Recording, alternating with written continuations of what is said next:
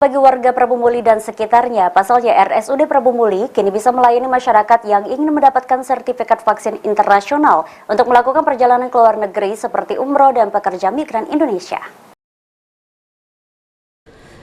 Setelah melalui rangkaian pengujian pemberkasan dokumen dan fisik serta dilakukan kunjungan oleh Kepala Kantor Kesehatan Pelabuhan Kelas 2 Palembang dan tim verifikator, akhirnya RSUD Prabu Muli mendapatkan izin vaksinasi internasional.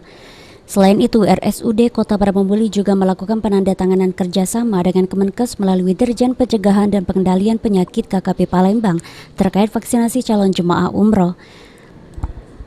Wali Kota Prabu Muli Ridho Yahya mengatakan, dengan perolehan sertifikasi tersebut, warga yang tinggal di Prabu Muli dan sekitarnya tidak perlu jauh-jauh ke rumah sakit di Palembang untuk mendapatkan sertifikat vaksin internasional.